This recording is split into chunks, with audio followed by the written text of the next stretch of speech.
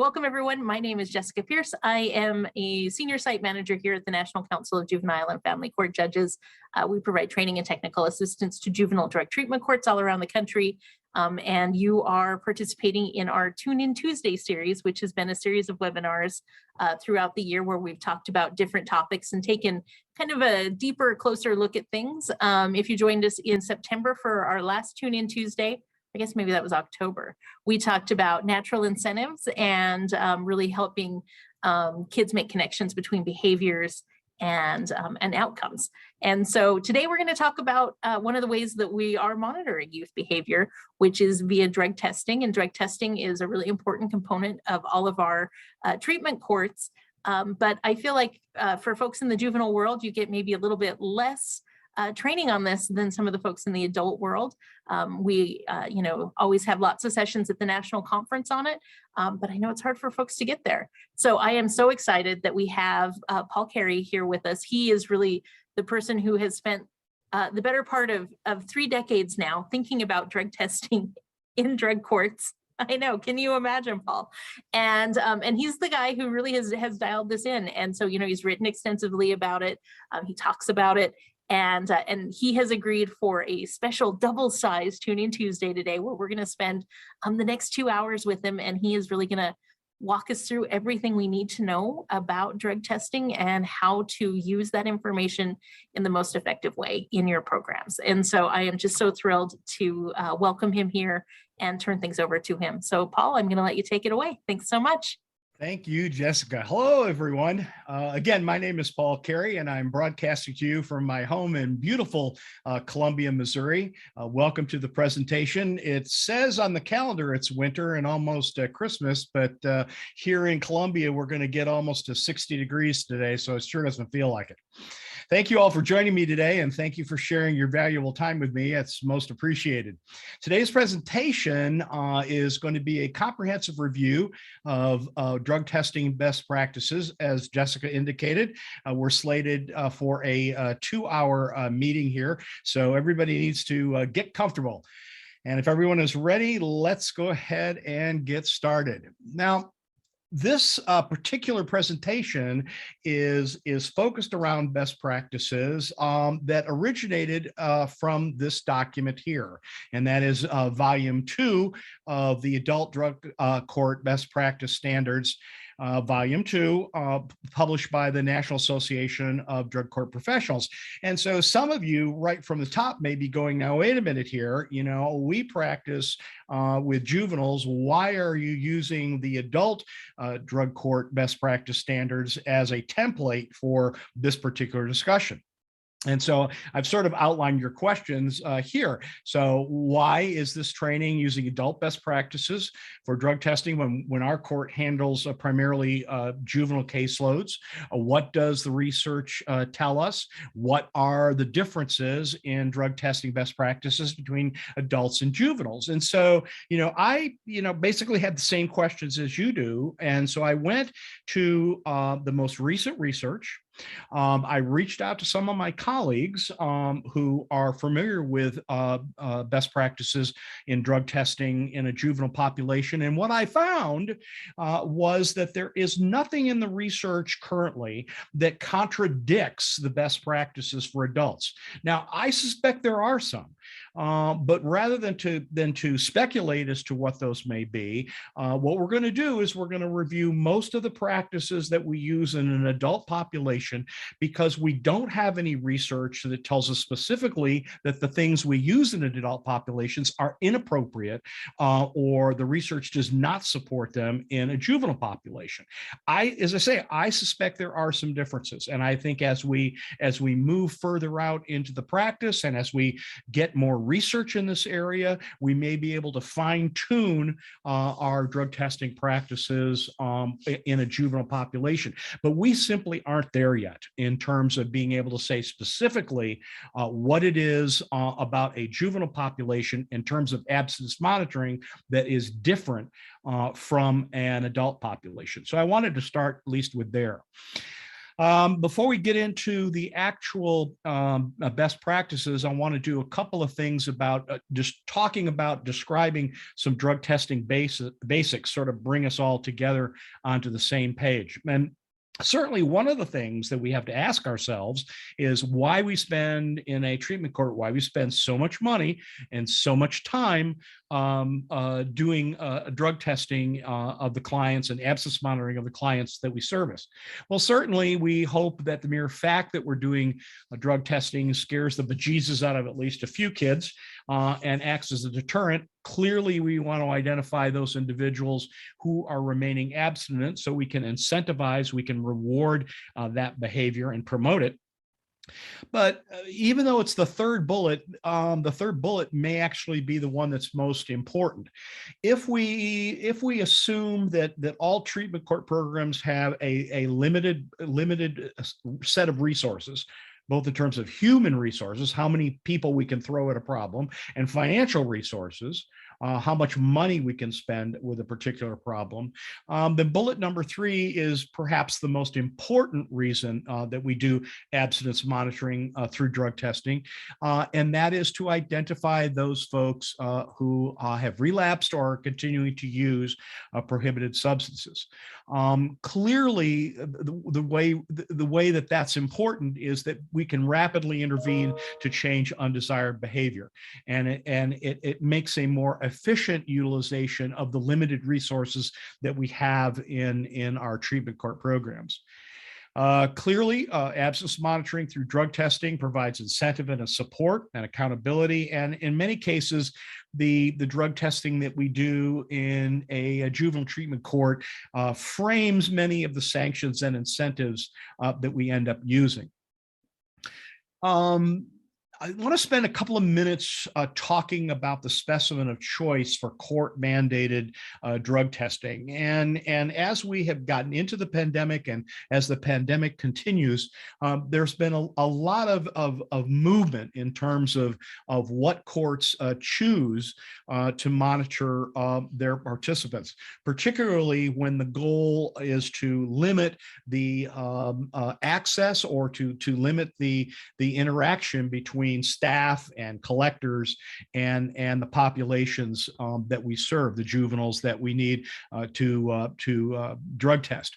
And so I want to go through each one of these samples and talk about their pros and cons. And the first thing I want to do is to remind everybody that there is no perfect drug testing specimen. You know, what we'll learn from this discussion, hopefully today, is that urine is the preferred specimen, is the specimen of choice. But let me just tell you that each specimen has advantages and disadvantages. It doesn't matter whether it's hair, whether it's oral fluids, whether it's sweat patch testing, whatever it is, including urine. Each specimen has their advantage and their disadvantage.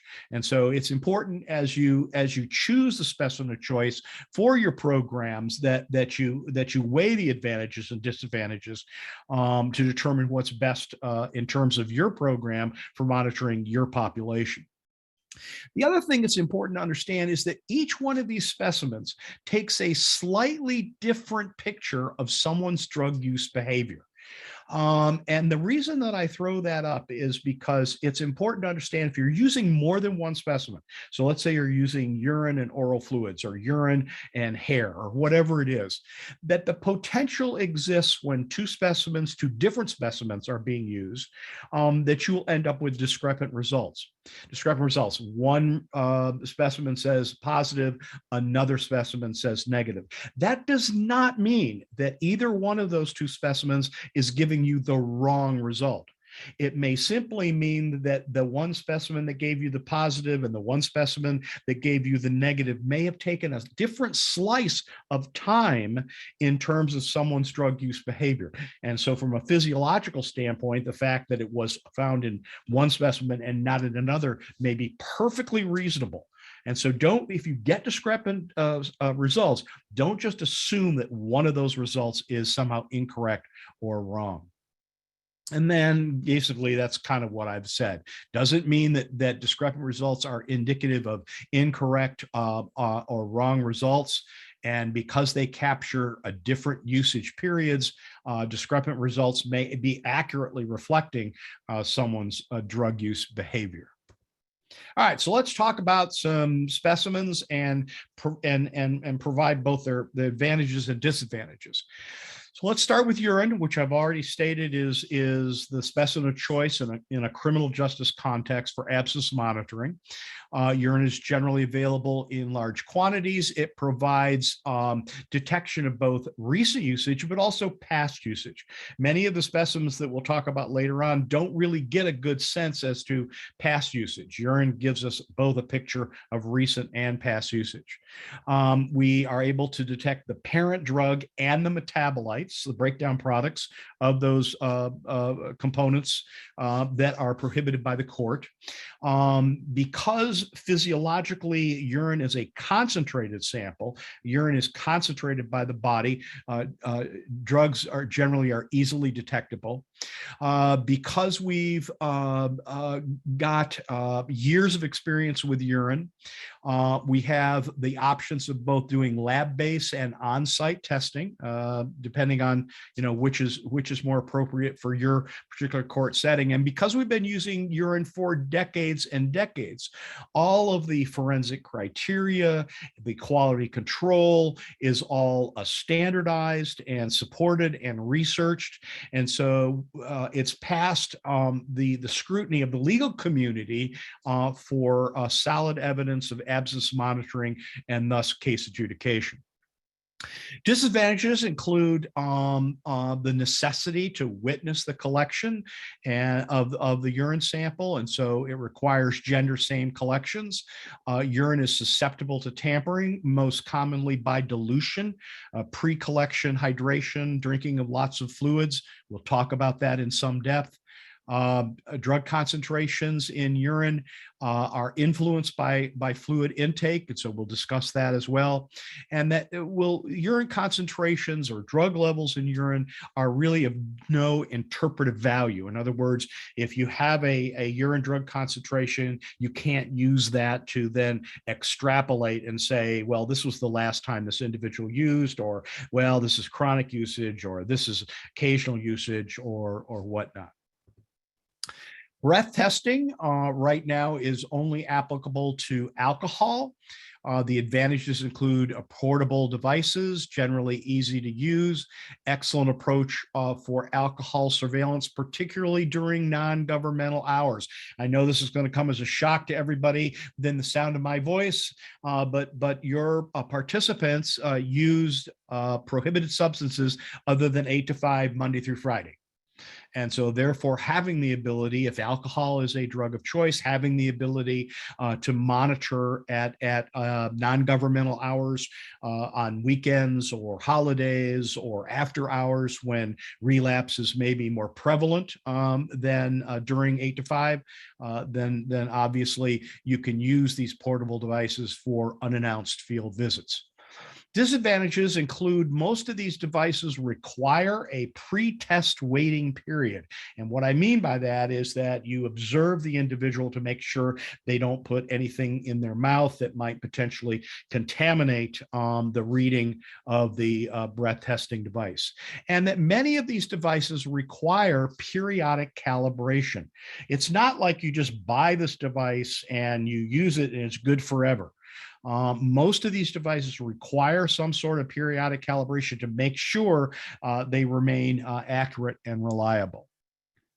Sweat patch testing is an interesting approach to abstinence monitoring and has seen a uptick in popularity, particularly because of the pandemic, where you can limit the exposure, you can limit the intervention between treatment court staff and the participants, because essentially you put the patch on somebody's arm or the small of their back, and they can go up to 14 days and are continuously monitored during that period. So obviously one of the advantages is the fact that the patch is on, and the extended period you're actually monitoring 24/7 for prohibited substance use.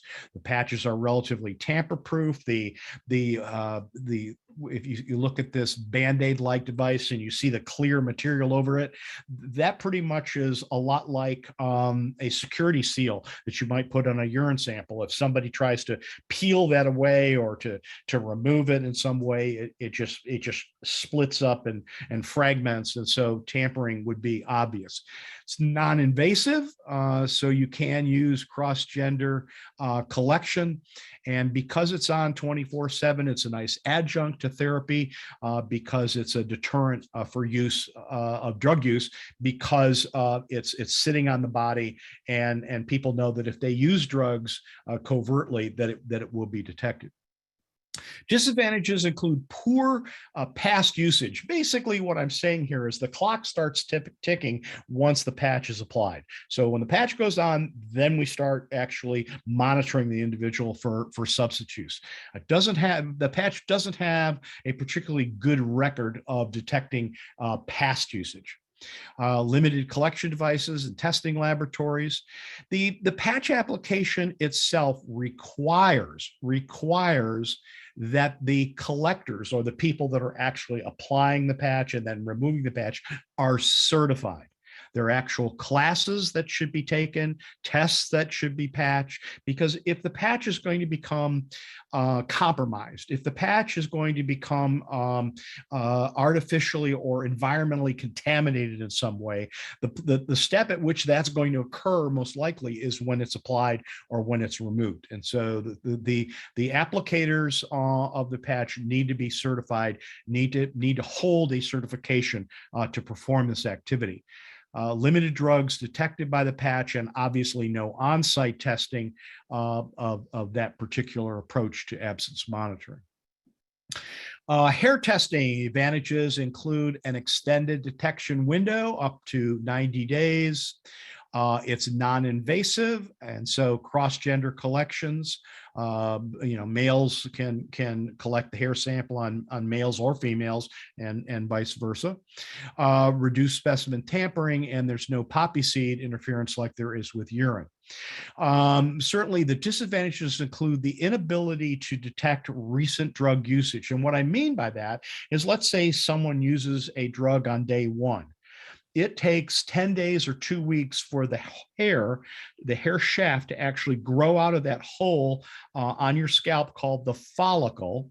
Okay, so the follicle is actually a part of your scalp, and so it takes 10 days, 2 weeks for the hair to grow out, where it can be clipped off and sent into a laboratory to be analyzed. And so what we're saying is that there's a time limiting factor in terms of collecting that hair. Limited number of drugs tested, obviously, again, no on-site testing. And the research seems to suggest that a single-use event of a drug during that growth period of the hair is not easily detectable in hair. That hair generally is better at detecting ongoing multiple drug use events rather than a single drug use event. All right, so let's in from a treatment standpoint, let's look at a hair testing scenario. Again, participant uses a banned substance on day one. All right, the hair is collected for analysis on day 14.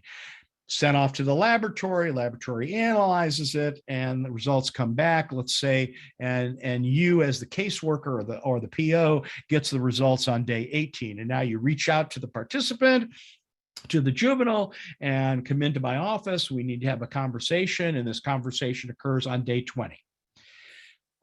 Regardless of what the interaction is between the juvenile and whoever is in that supervisory role, whether the juvenile admits the drug use, doesn't admit the drug use, whatever.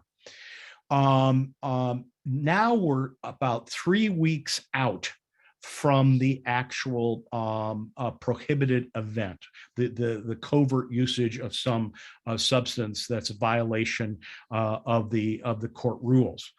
And so let's say that the court determines that this individual requires some sort of sanction or increased therapeutic intervention as a result of that drug usage that occurred 3 weeks ago.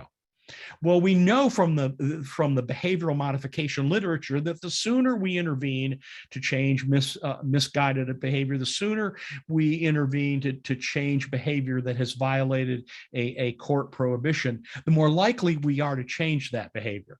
If we have to wait out 3 weeks before we intervene to change that behavior, I would suggest to you that from a therapeutic perspective, our ability to change that behavior is going to be very limited. Oral fluids. So we have a non-invasive cross-gender collection for the oral fluids. Specimen tampering is reduced. That's an advantage.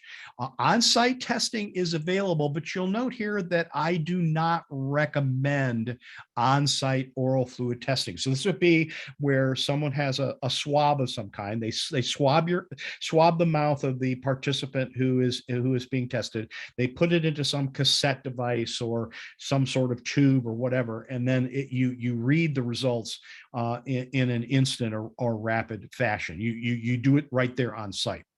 And the reason that I don't recommend those is because that most of those devices are not FDA approved, and they're also not CLIA waived. And so they haven't even met what I consider to be the minimum forensic benchmark for analysis of drugs that are going to be used in case adjudication.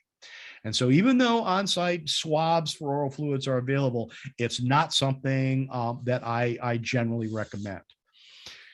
Okay, so short detection window is really the Achilles heel of oral fluid testing, and I think my next slide, I think I show you some actual data, but let me just say that you will have vendors who will make every effort to capture your business by telling you, well, that we can detect drugs up to 72 hours. Let's say that's what their advertisement says. We can detect drugs in oral fluid up to 72 hours. Okay. My advice to you would be anytime, regardless of the circumstance, anytime you hear the 2 words up to, your skepticism flag should fly up immediately because, we can save you up to X number of dollars. You should be skeptical. Oh, well, this roofing that we're putting on your house, this will last up to 20 years. Again, you should be skeptical because whenever you hear those 2 words, that really means they're compromising the data to make it look better than it is. If you look at the scientific data for the drug detection window for oral fluids, most drugs are detectable for an average of about 24 hours. That's the average. That's the mean. Now, if you're drug testing every single day, no problem, right? No problem. You could test every single day with oral fluids and be comfortable in the fact that you're doing a good job of abscess monitoring. But most of us don't have that kind of time, the resources, the finances to actually accomplish that. With oral fluids, limited collection devices and testing facilities, limited number of drugs. And again, I'm not a big fan of on-site collection devices. Okay, so let's explore this detection window a little bit more in depth. So we're comparing the detection window of urine versus the detection window of oral fluids. So let's pick cocaine. All right, and we're going to pick the metabolite of cocaine, which is abbreviated BZE. If you're using urine at the 300 nanogram level, detection window is 1 to 4 days. If you use oral fluid and you drop that detection window all the way down to 1 nanogram per mil, detection window 24 to 48 hours. Now, this isn't my data. This isn't Paul Kerry data. This is data that I accrued from the ASAM, the American Society of Addiction Medicine. This is a meta research that they did to look at oral fluids. Let's look at marijuana, cannabis. And again, we're looking at it from the perspective of the metabolite that is generally detectable. If we're doing a 50 nanogram cutoff for our THC testing, our cannabinoid testing in urine, detection window 1 to 3 days, 3 to 4 days. If we're doing oral fluid testing at a 15 nanogram level, detection for a single event usage, 8 hours. That's the limitation of oral fluids. And so if you decide that oral fluids is the way you're going to go, at least understand that as a limitation or a disadvantage. So if we look at specimens from a 30,000 feet, and we look down, what do we need to know? Urine is still considered the specimen of choice for absence monitoring in a treatment court program. Alternative specimens certainly can play a role. Because if our job is to keep our participants on their toes, and maybe they come into your collection site and have diluted the sample and are expecting a urine test, and you say, "Oh, today we're going to do oral fluids," that keeps them guessing, keeps them on their toes. Understand each specimen has advantages and disadvantages. Understand the detection window of each specimen. Use the results therapeutically, understanding that some of the specimens, such as hair, are difficult to use therapeutically, and so that may be a disadvantage of what you can use. And if you have questions about the different specimens, or you have discrepant results and you don't know which is right, and you suspect that there may be some issues, you need to go to your laboratory and hold their feet to the fire to determine what's accurate and reliable. What about blood? Gee, Paul, you haven't mentioned blood at all. Why is that not a specimen? And what I would tell you is that blood is just not a good specimen for monitoring substances of abuse in this or even in the adult population. And there are quite a few reasons for that. Blood is only available in limited volumes. So when you collect a urine sample, you're collecting a sample that's 50 cc's or 50 mLs. You'll be lucky with a blood sample after you stick a needle in someone's arm, which is fairly invasive, that you're lucky if you can get 5 or 6 or 7 cc's of material. So already you're starting from an order of magnitude less of an actual sample.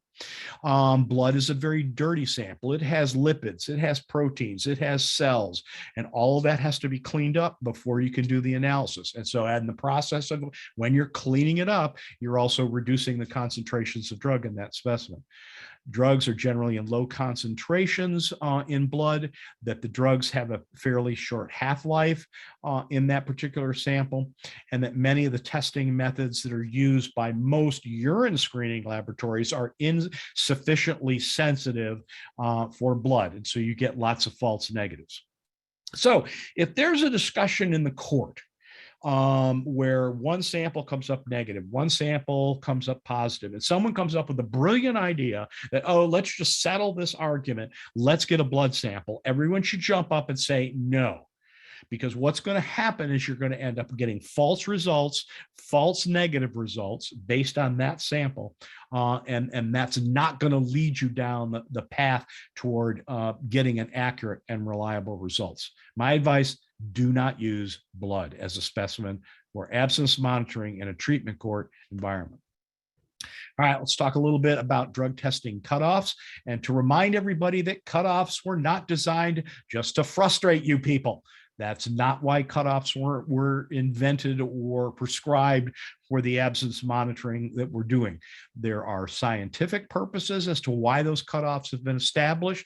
The testing programs, whether it's an on-site device or an in-laboratory test, they have set up a cutoff so that they can accurately discriminate between a sample that is clearly positive for something and one where there may be drug present, but we can't conclusively say that it is.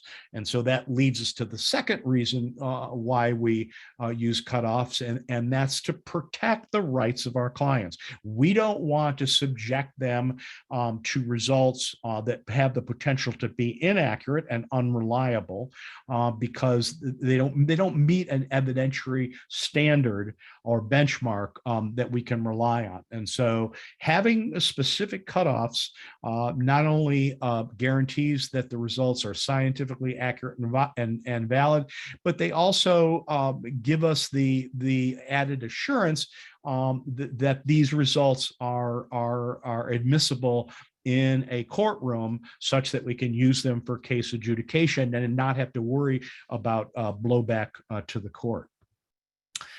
There are no national drug testing cutoff standards for treatment programs. So if you Google, juvenile drug courts, what are the cutoffs for urine? You're not going to find anything, or it's going to take you somewhere else to some other standard, whether it's an employment standard or a probation standard or whatever. Now, that's different, however, for the alcohol metabolites of ETG and ETS. And ADCP has developed consensus cutoffs for those two agents. We'll talk about that more later, but that's 500 for ETG and 100 for ETS. And so, those are the only two standardized, if you will, cutoffs that are sanctioned by NADCP. And as far as I know, National Council would fall under that criteria as well. Most of the cutoff levels that we see out there for drug testing, particularly in urine and oral fluids, are associated with employment-related testing, so workplace testing. But remember, regardless of what cutoffs you use, 0 is not an attainable answer. You can't get to 0. You can't test to 0. And so no testing that you're doing is going to produce a result that indicates that your participant is drug-free. We all know that a negative drug test can come back to us as negative, but still have a trace amount of drug present. I throw this up on the screen not to say or to suggest that these are somehow recommended cutoffs. These are kind of standardized in the industry, but each court can choose the cutoffs that are more appropriate. I throw up these cutoffs on the screen for two reasons. One, to make sure you understand that the screening cutoff and the confirmation cutoff are often different, because the confirmation cutoff is more sensitive and more selective as a drug testing procedure, that many times the cutoff is lower than that of the screening cutoff. Not always, but commonly. The other reason I throw this up on the screen is to make sure that no one within the sound of my voice is using a 2,000 nanogram cutoff for screening for opiates in this population. The feds went to 2,000 for screening for opiates many years ago. I don't even want to get into the reasons why they did that, but in your population, in your juvenile population, you should not be screening opiates at a 2,000 nanogram level, because you will miss relapse.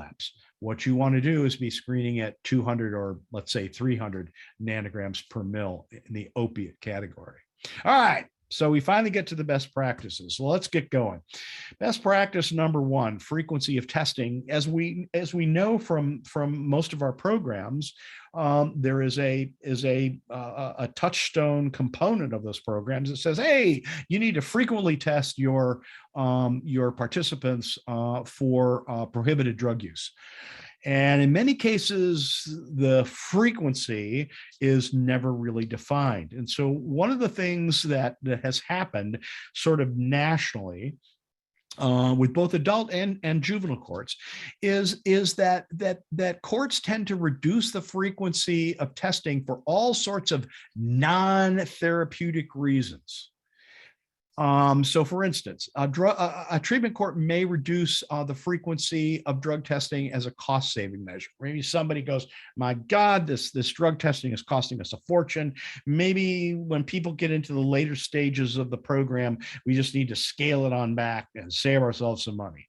Or maybe the treatment court is using the frequency of drug testing as a reward for good behavior. Hey, if you keep, you've had 10 negative drug tests. So if you keep, going and you get to 15, then we're gonna reduce the frequency of drug testing from 3 days a week to 2 days a week, or from 2 days a week to 1 day a week, or as some sort of incentive for phase that. Hey, when you get to phase 3, guess what? Your drug testing is going to be reduced. All right.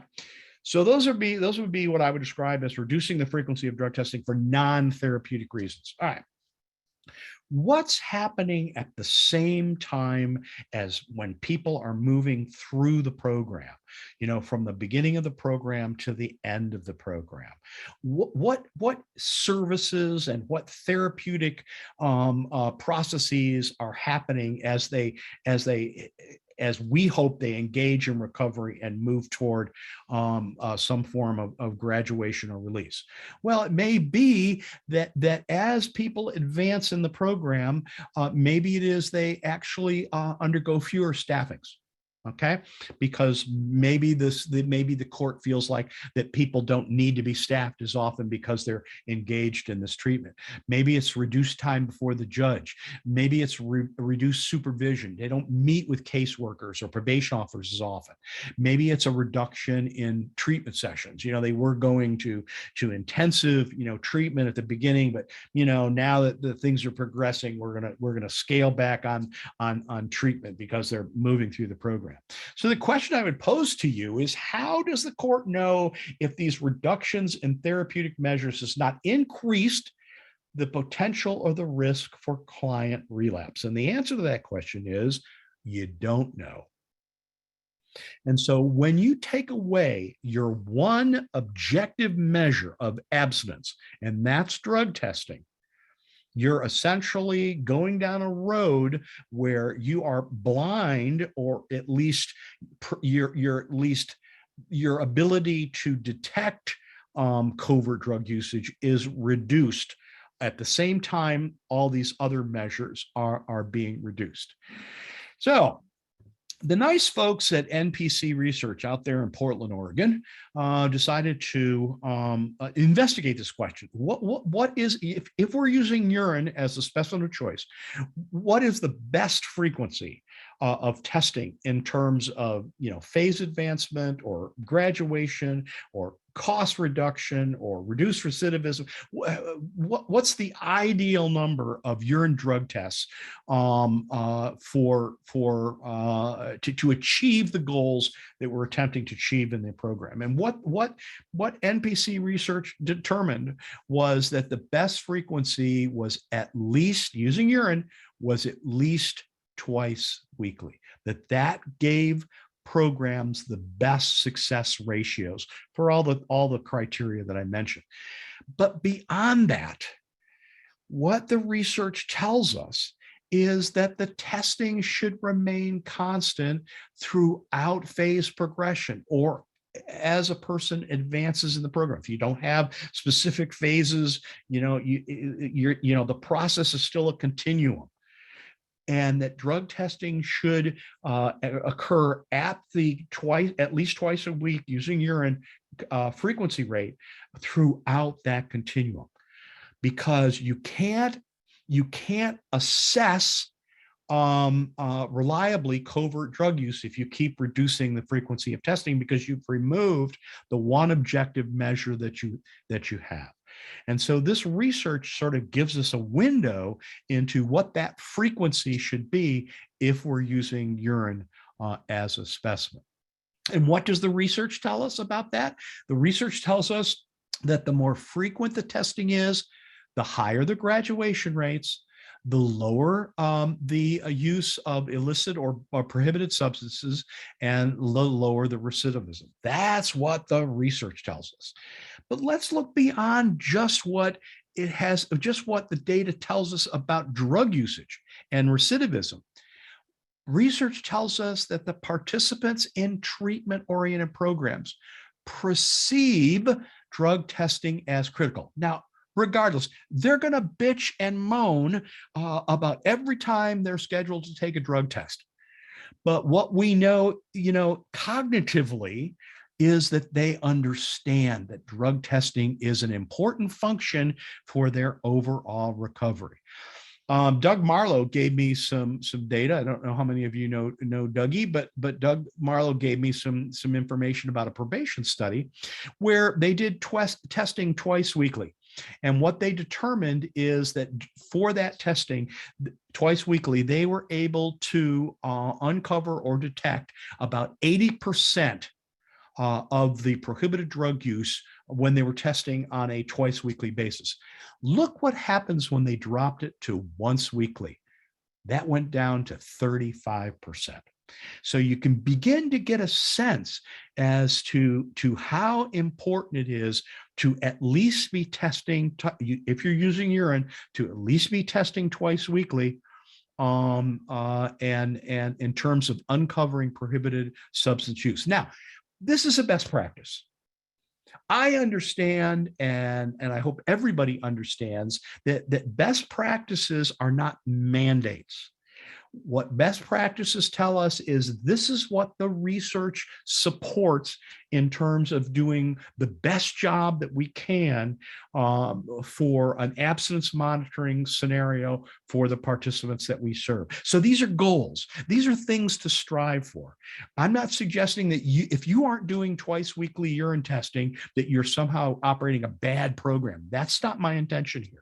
My intention here is to suggest to you that these are goals. These are not mandates. These are things to strive for as you build your program, as you maintain your program, as you get more recognition or more funds or more resources. This is where you should be heading. Random testing, best practice B. If you can only take away 3 words from my entire discussion today, take away these 3. Keep them guessing. Anything that you can do to keep the testing unexpected, unannounced, and unanticipated.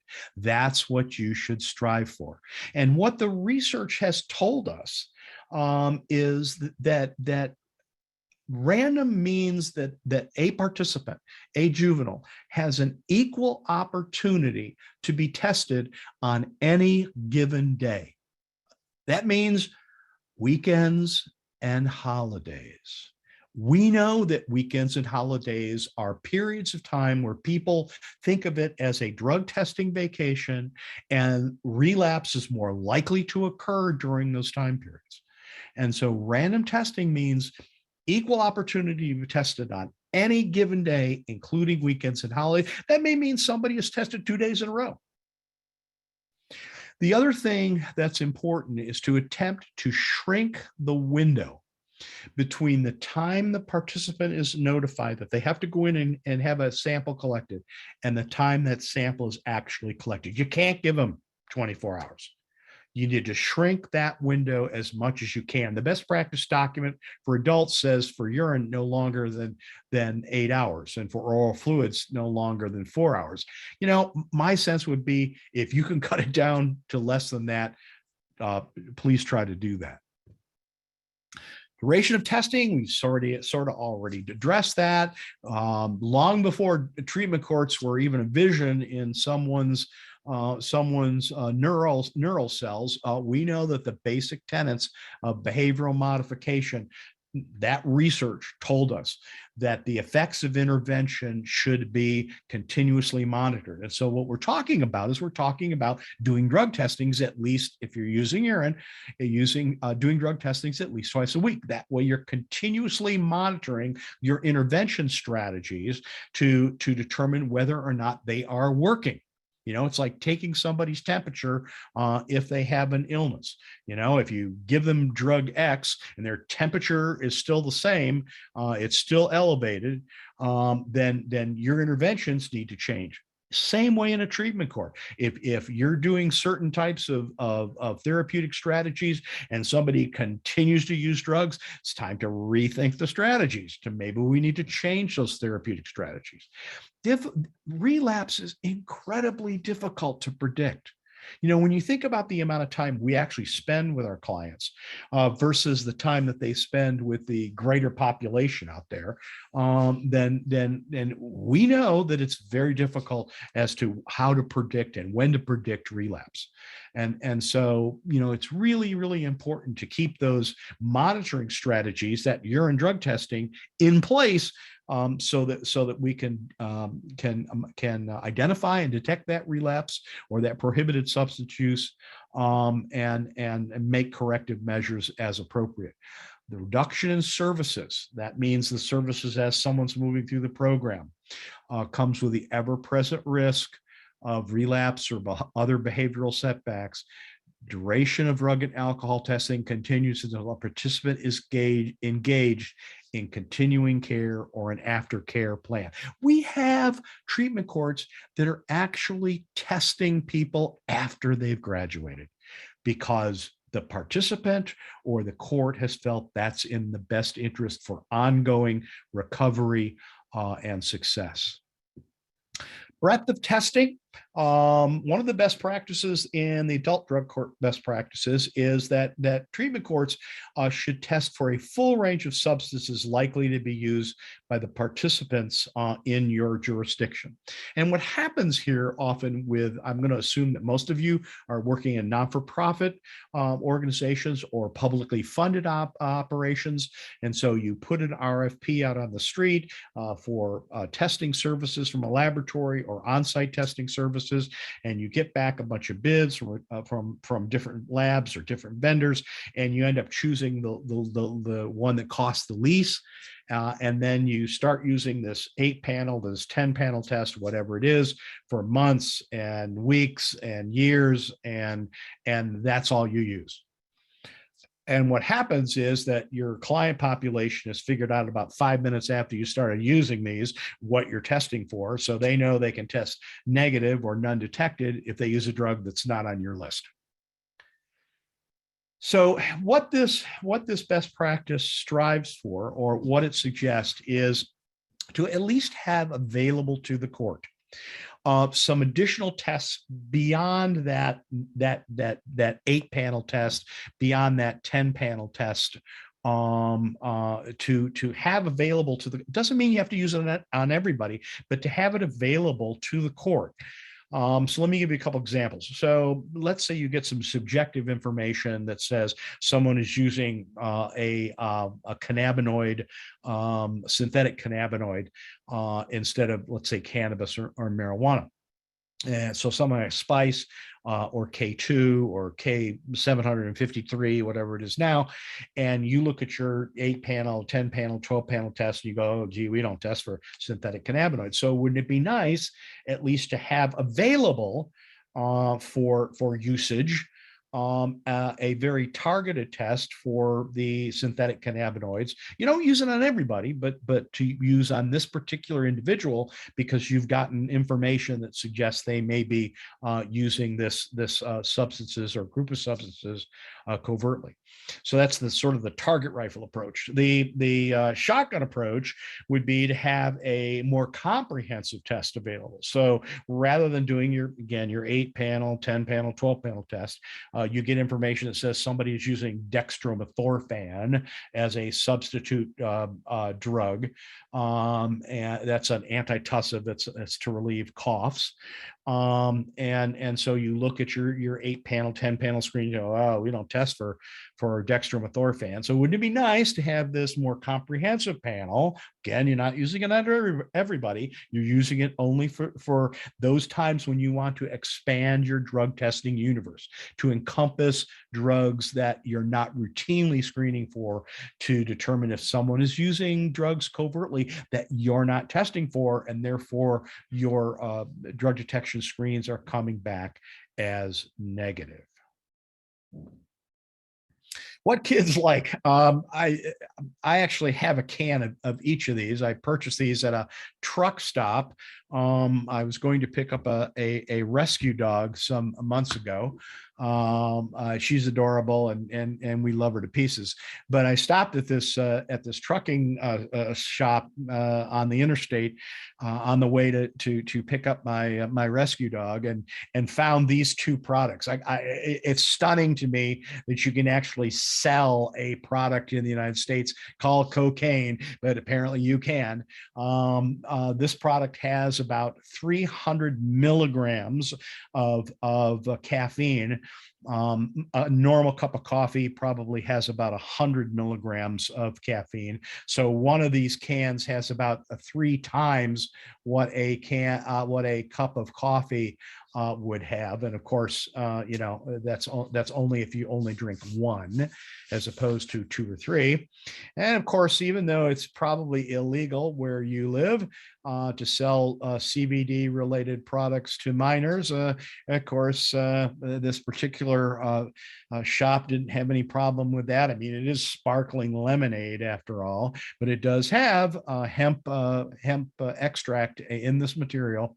And apparently these are all the rage with the kids today. One thing about juveniles, which I should say, which you obviously already know, and it gets back to my previous discussion about having a test available that has a broader menu, a larger menu of drugs being screened, is that we know in a juvenile population that the frontal lobes in a juvenile have not fully developed.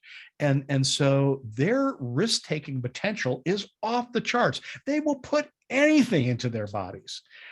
They will eat anything, they will drink anything. And so if you have a standard testing panel that is 8, 10, 12, drugs in it, you may be missing lots of things that the juvenile population may be taking. So you really have to broaden your perspective when you're dealing with this population. Witness collections. If you have heard me speak before, and as uncomfortable as it may make people feel at 51 minutes after the hour, when we talk about witness collections, we're talking about, and we're using urine, we're talking about staring at someone's genitals while they produce a sample. I apologize for that verbiage, but that's really the way it is. And witnessing collections may be the single most important thing that you can do to ensure that the hard-earned money that you're spending to do your drug testing is actually producing a result that accurately reflects the drug use history of the person that you're testing. The second bullet is just as important, that urine collections that are not witnessed are of little or no assessment value in determining the past usage of drugs by the individual you're testing. Understand the disease of substance abuse. Understand SUD. Denial is a huge component of this disease. And when you layer on top of that the potential sanctions that an individual may get, they have every reason in the world to beat your monitoring efforts. And so witnessing collection is an absolute critical component for urine drug testing. Now, having said all that, we all realize that in a juvenile population, there may be some additional concerns, some additional constraints associated with witnessing the collection of urines. We all acknowledge that many of the people in our juvenile treatment court may have come to us and may have suffered either physical or sexual abuse prior to them coming to this place. But I would argue that observation at witnessing a collection is still necessary regardless of the age. So how are we going to do this?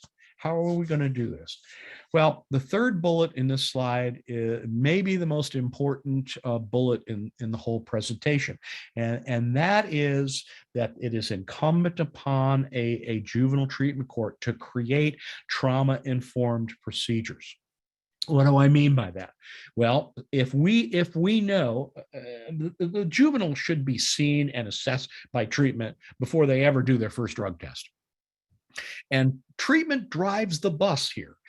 Treatment lets us know, when is the best time to start doing the abstinence monitoring and what steps we have to take in order to successfully achieve the collection of a urine sample without further traumatizing the individual. That may mean counseling sessions before the collection of the sample. It may mean counseling sessions immediately post-collection of the sample. Develop and create trauma-informed procedures, treatment driving the bus, as to how to address the previous abuse situations and whether or not treatment needs to be involved pre-collection, post-collection for some point in time, so that these samples can be collected appropriately. Obviously, you want to review state and local statutes to make sure that you're not that you're in statutory requirements for collecting samples, urine samples on juveniles. I recommend that you get consent both from parents if they're still involved in the process, but that you also get consent and you have a consent statement written up for juveniles. Now, it may not be legally binding, but it can serve as a document that describes for them exactly how the collections are going to take place, that they have to read and sign. Again, it's not designed to necessarily be a legal document. It's maybe more of an informational document that they're consenting to. They understand that they're going to be witness collections. They understand how the procedure is going to work. Obviously gender same collections, let's not even go down that road. Detailed and consistent procedures that can be outlined in the consent statement, or they can be in a separate document, but make sure whatever procedures you're using, they're consistent from time to time to time, that you don't vary the patterns, the people doing the collections, the locations as to where the things are being collected, because all of those could potentially increase the PTSD that a participant may be suffering from. After saying all of that, the alternatives to direct observation are not as effective. I know there are some out there using mirrors and all sorts of other stuff. And each one of those has their own potential risks, both to the participant and to the program. Challenging collection strategies. Since we're talking about observed collection, obviously there's some pre-collection preparation that needs to occur. I'm not a big fan of using public restrooms to collect these samples. I think it's much better in terms of finding a place that's private and secure, both for the participant, for the juvenile, and for the collector, not to use public restrooms. Removal of problematic clothing items. We don't want people coming into the collection site with heavy coats and hats and gloves and heavy backpacks, big purses, so on and so forth.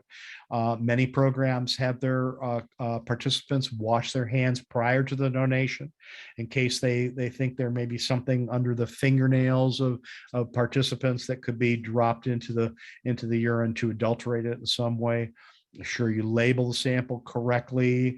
In most cases, if the collector is not known to the participant, we need an ID verification, whether that's a driver's license or some other photo ID. Take the temperature of the sample. How simple is this? If the temperature of the sample is not between 90 and 100 degrees Fahrenheit, that sample did not come from inside that person's body. And so you can eliminate almost all substitution issues if you take that sample. And take that temperature. Many of your cups come with a little temperature sticker on there, and so it's not a problem. If you don't have the temperature sticker on there, go to Amazon, buy one of those $30 infrared temperature guns. You could shoot the outside of the sample and get an instantaneous temperature measurement. Understand that this is a forensic sample. It will be used in case adjudication. And so file that sample with a custody document, a possession document.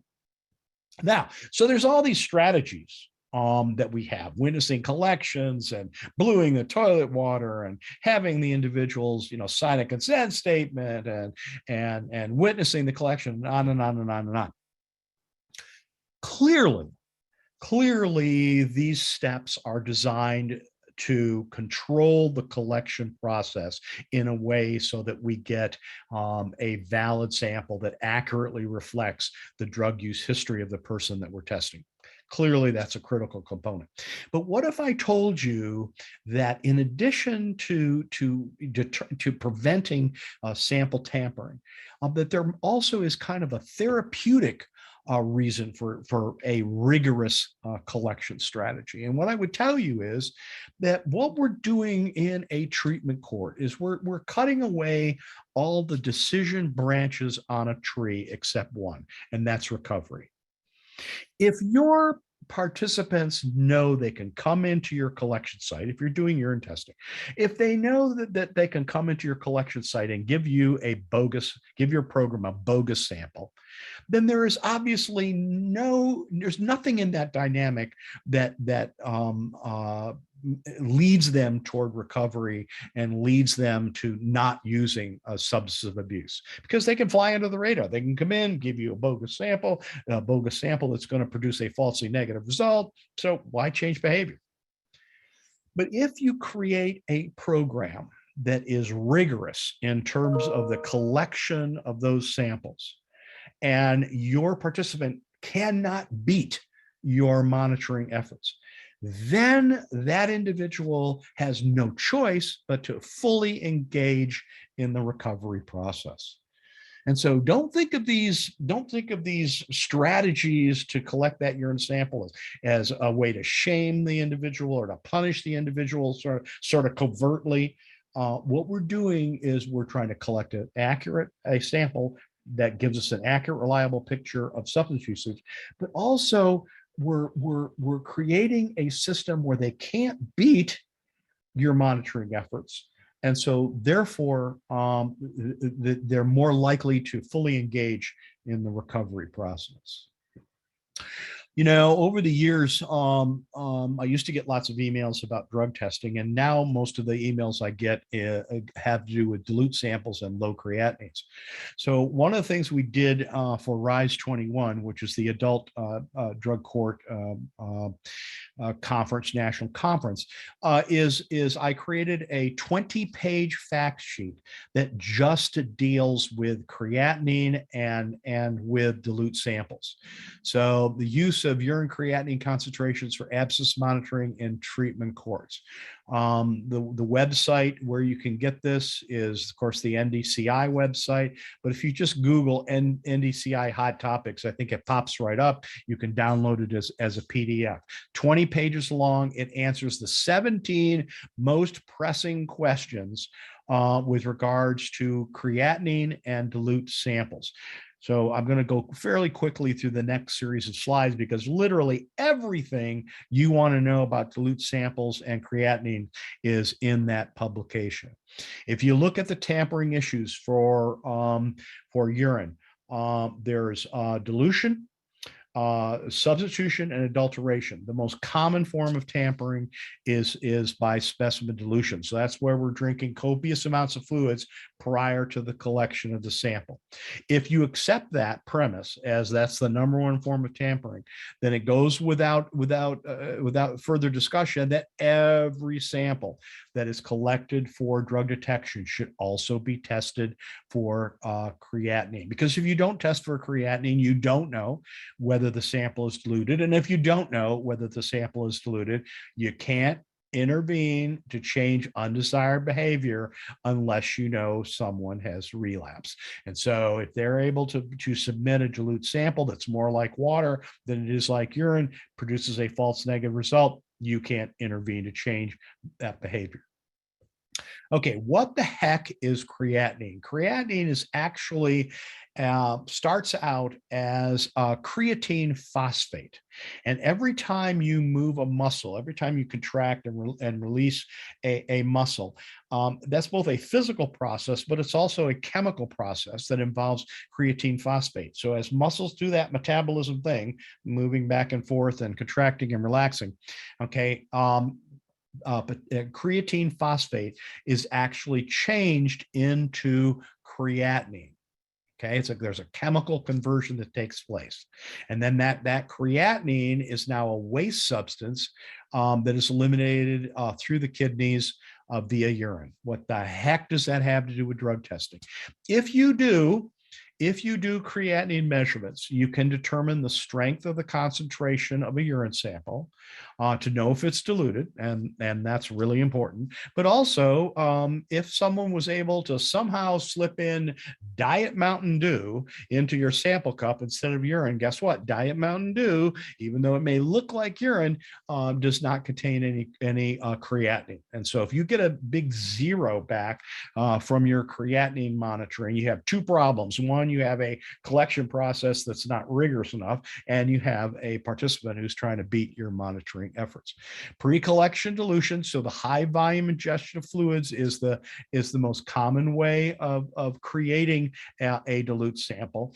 All those products out there that are sold, to increase a drug elimination or enhance drug elimination, all they are is diluting agents. There's no evidence these products have any degree of efficacy in somehow speeding up the elimination of drugs from your body. Ingesting large amounts of fluids, cheap, simple, easy. So if you have a creatinine level that produces a result of less than 20 milligrams per deciliter, you should consider that sample as dilute.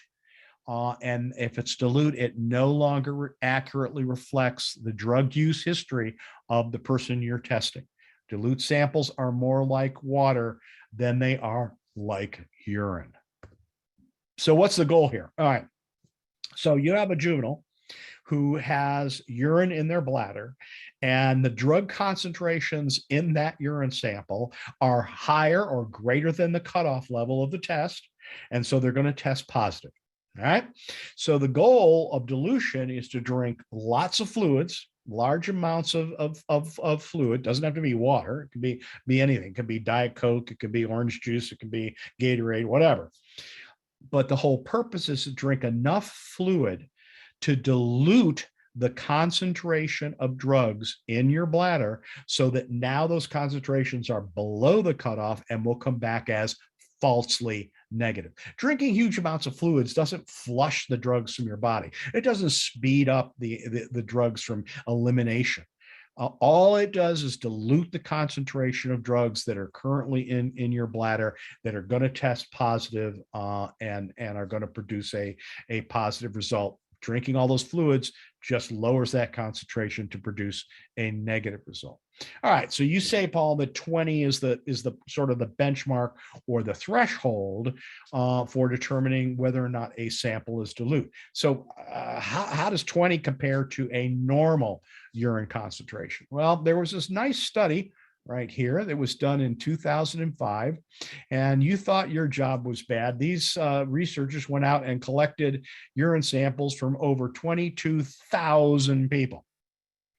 And when they did all this creatinine testing on all these 22,245 samples, and they aggregated all this data together, and the samples that they collected were from adults and from juveniles, different ethnic groups, different parts of the country, different times of the day, and they aggregated all this data together. Not that you needed to know this, but the average urine creatinine for someone living in the United States is 130 milligrams per deciliter.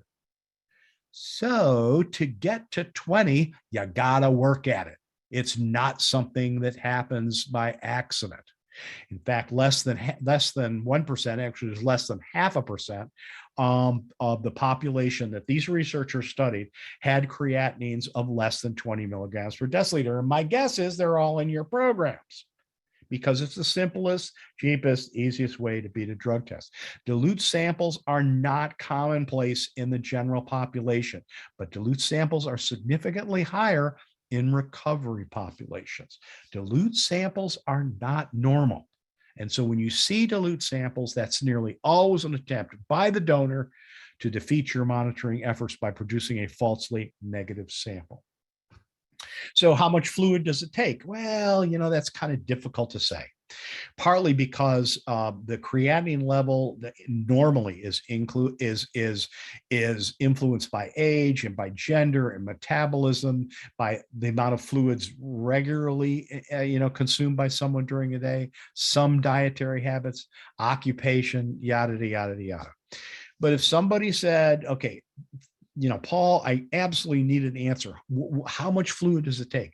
If you were to consume 2 quarts of fluid in a relatively short period of time, let's say 90 minutes, it could be 60 minutes, it could be 2 hours, just 90 as an example, that will almost always produce a dilute sample. If you get a sample where the creatinine measurements is less than 20 milligrams per deciliter, and you also get a negative drug test, never, never, never assume that those negative results indicate abstinence. So you got a laboratory report, right? It says, okay, it's negative for amphetamines, negative for cannabinoids, negative for opiates, negative for cocaine, negative for whatever. But at the bottom of the report, it says, oh, by the way, this drug test was dilute. You can forget the negative results that are up there, because even if the drug was there, it's been diluted to the point where it cannot be detected by the test. And so don't, when you get that dilute sample, don't make the assumption that somehow even though it's dilute, they were all negative, so I'm sure my participant is not using prohibited substance. Don't make that assumption. Don't make that assumption. Because it almost always produces false negative results. Participants, because there are going to be ramifications in your program for the production of dilute samples, and there should be, you should have built-in sanctions or ramifications for dilute samples, because they're not normal.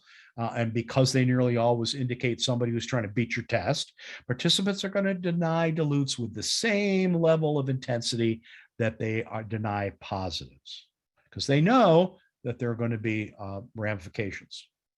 Well, okay, so what are the possible sanctionings for somebody who's dilute?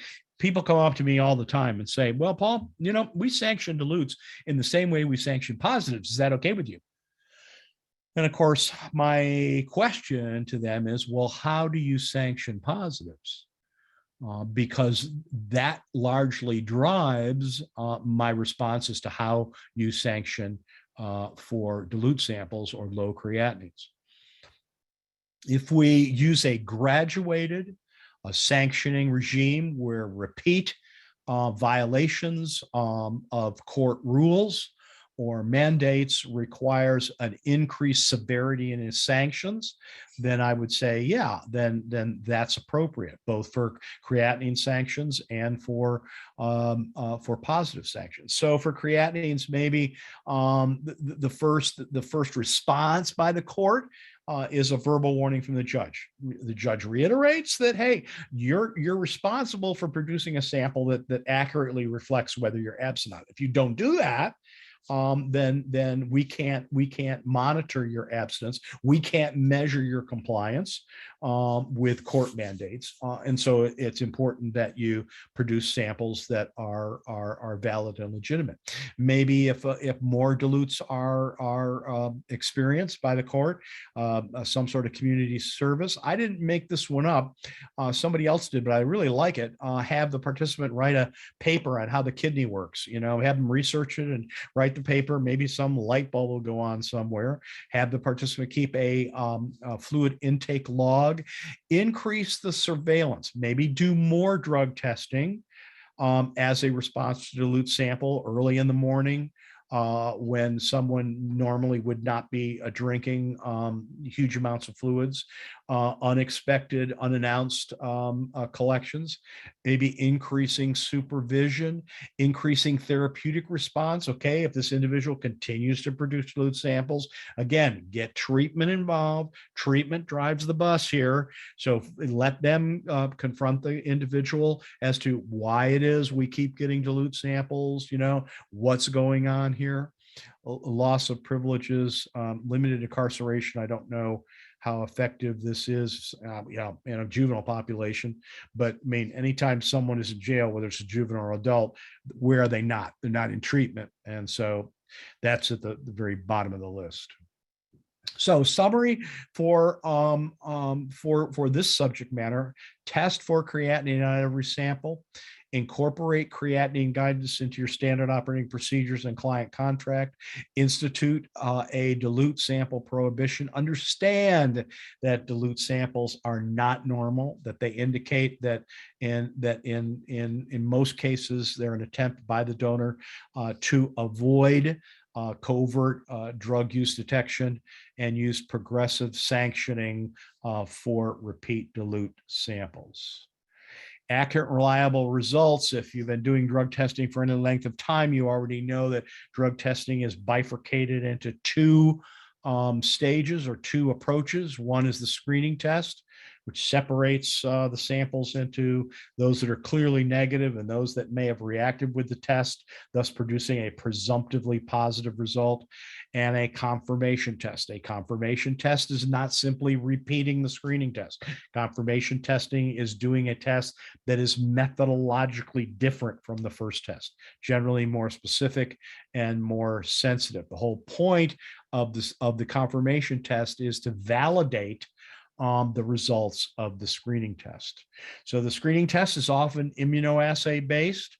Now, I don't want to turn you into analytical chemists, but let me just say that if you have a urine sample that has drug in it, or any sample that has drug in it, and you mix it with these immunoassay chemicals, what happens is the chemicals and the drugs that are in those samples reacts, and they actually change the color of the sample in the reaction liquid. So drugs, immunoassay chemicals, combine, reaction, more color. Well, if those samples are being done in a laboratory, excuse me, if they're being done in a laboratory, the laboratories have huge big box analyzers that can do hundreds, if not thousands, of drug tests in a day. High throughput, highly efficient, highly accurate. If you're doing on-site drugs of abuse screening, maybe you're using some sort of test cup or cassette-like device or whatever, same immunoassay chemicals, same reaction, except in this case, the color change is being read by your eye.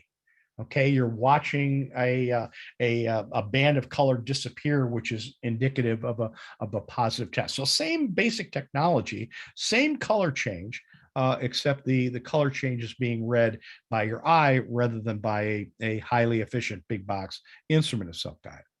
All right, so say you get a positive either by your in-laboratory screening test or your on-site device. You confront the participant, and they admit, they self-report the drug use. And what I would tell you is that self-reporting drug use, even when confronted with a drug test, is therapeutic progress. And so we want people, we want our participants to self-report, even if it's in the face of a positive drug test, even if it's in the face of a sanction that may be issued as a result of that positive test. But if they deny the drug use, and there's going to be sanctions imposed from a standpoint of being legally enjoined to a due process standard. We need to confirm that, in fact, that the sample is positive. And generally speaking, we may use the methods GCMS or LCMS. You may have heard those initials. They have to do with different forms of mass spectrometry. Mass spectrometry identifies the drug molecules based on their chemical fingerprint. So how the molecule is structured, the different chemicals, the different molecules that are used to combine that molecule and make it look alike and act like a drug. So it's chemical fingerprinting in the same way that a fingerprint identifies us okay, the chemical fingerprint can identify these molecules. And it's considered, it's past the scrutiny of both the legal community and the scientific community as mass spectrometry as the gold standard for drug identification in biological fluids. Wait a minute. Let's back up the bus here a minute. Why can't we just adjudicate the cases based on the initial screening results? Why do we have to go to a second test, something that's maybe even more costly, takes longer to get the result? Why can't we just adjudicate the case based on the screening result? And the reason we can't do that is because of the two words at the bottom of the slide. It is possible for a screening test, and it doesn't matter what specimen we're using, whether we're using hair, whether we're using oral fluids, sweat, urine, whatever. It is possible for a screening test to misidentify a prohibited substance in that sample. In other words, the screening test makes a mistake. It identifies something in that sample that's not the target compound. Now, we don't want to case adjudicate if in fact that screening test is a false positive. That's inappropriate from a therapeutic standpoint. It's inappropriate from a legal standpoint. It's inappropriate from an ethical standpoint. And so that's why confirmation is important. When you screen for marijuana, you screen for one drug. When you screen for cocaine, you screen for one drug. When you screen for alcohol, usually you screen for one drug. But when you screen for drug classes, like some of these here, you're actually screening for multiple compounds that look alike, that look similar. So is it possible for the screening test for, let's say, methamphetamine to identify an antihistamine? Right? That, you know, the antihistamine kind of looks like methamphetamine, has some of the same chemical structures as methamphetamine. These tests here have to test for multiple compounds. You know, the opiates test has to test for heroin and morphine and codeine and oxycodone and hydrocodone and whatever. And so it's a test that has to be able to be more sensitive to a group of compounds, and in doing so has the potential then to target something that's not the compound of interest. So, you know, if you could only confirm, you know, a few tests and not all the tests, certainly the ones you'd want to confirm were those that are used to screen multiple compounds. But confirmation is a best practice.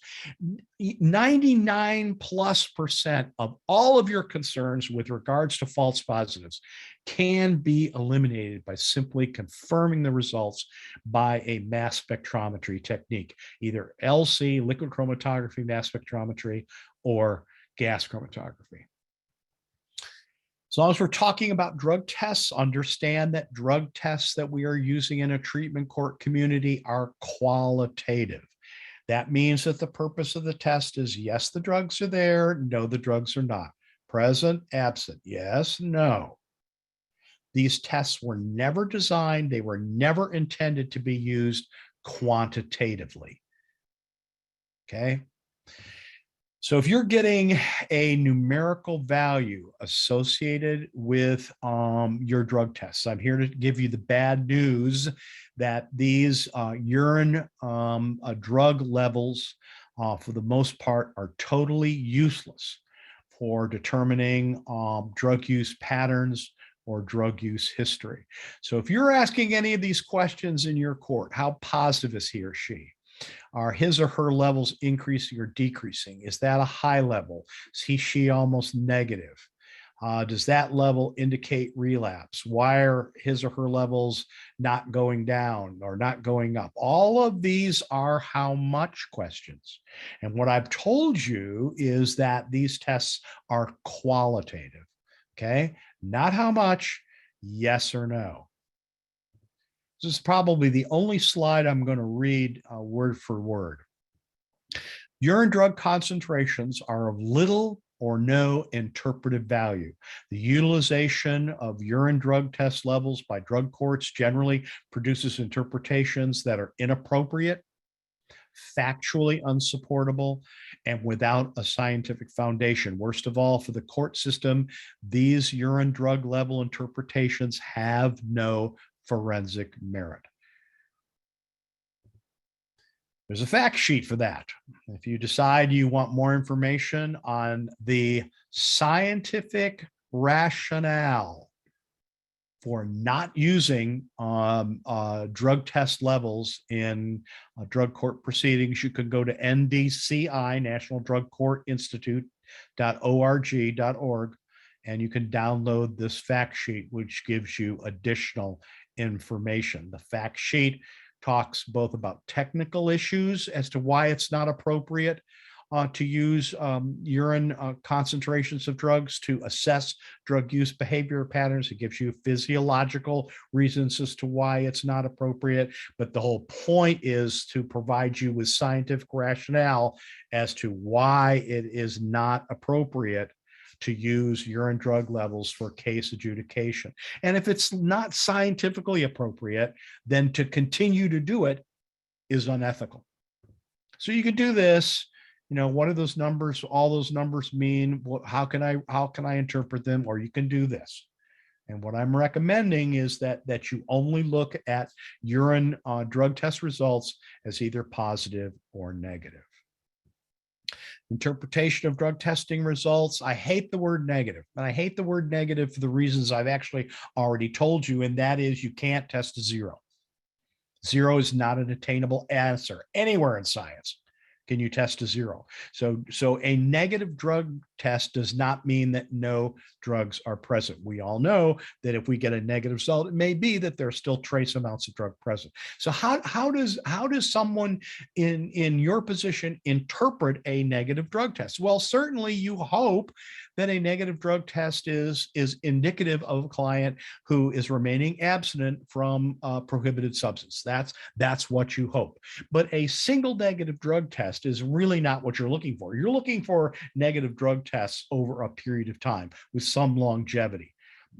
No single negative drug test is proof of abstinence. You need drug tests that span some period of time. Okay, so if a negative drug test doesn't always mean that the client is remaining abstinent, what are the other explanations? Well, it may be that the client is using enough drug to be detected by the test. Maybe the drug use is too infrequent.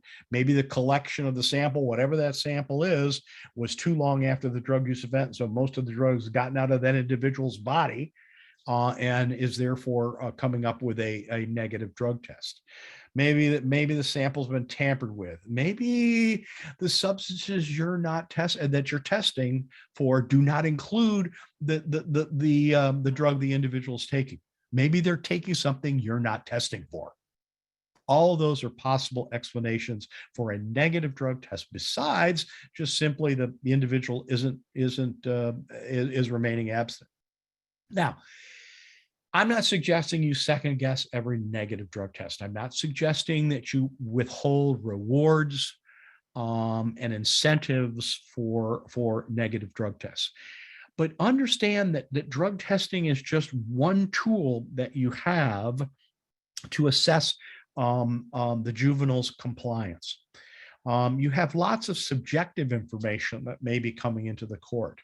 And so for instance, let's say that you keep getting negative drug tests, but that every other sign that your client is showing you is indicating that maybe relapse has occurred. Maybe they've been rearrested. Maybe they're continuing to be truant. Maybe it is that they're having issues within the family dynamic. Whatever the negative behaviors are, the negative life signs are, if you have a whole set of negative life signs, if all of the behaviors are headed south, but you still keep getting negative drug test results, you can't be patting yourself on the back, telling yourself what a good treatment court practitioner you are, because look at all these negative results I'm getting. you need to look at maybe negative results with the same level of scrutiny as you look at positive results.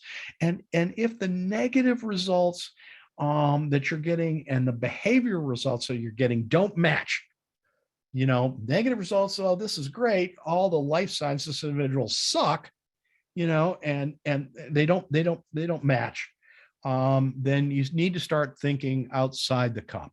Outside the cup. That's funny, Jeff. It's good material. I'm wasting it on you people, I know. Anyway, so maybe it is you need to expand the universe of your drug testing, or think about drug testing in a different way, using a different specimen. Investigating further with treatment what may be going on with this individual. So that's negative results. Positive results obviously are indicative of if we locate the drug or its breakdown products, which we know are metabolites, that the drugs are present above the cutoff. And if we've done confirmation, we have good confidence that we can adjudicate the case accordingly. Drug detection window. If you go to 10 websites to look up drug detection window in, let's say, in urine, you're going to come up with 20 different answers because there are so many variables, route of entry in the body, potency of the drug, chronicity of use, metabolism of the individual, on and on and on and on and on. And so when you see a drug detection windows, take them with a huge grain of salt. But the two drugs that pose the most problem from an interpretational standpoint are alcohol and cannabinoids, and for the exact opposite reason. Alcohol gets out of the system very quickly, cannabinoids much longer. All right, so let's talk about cannabinoids first.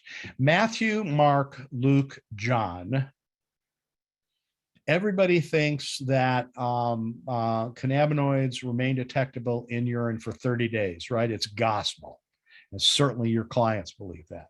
But if you accept the 30-day detection window in all cases, then you delay therapeutic intervention. The judge may be sitting on his or her hands, unable to address the undesired behavior because we're sitting around waiting for someone to turn negative, and it certainly fosters denial by clients. So once again, there's a fact sheet that's out there.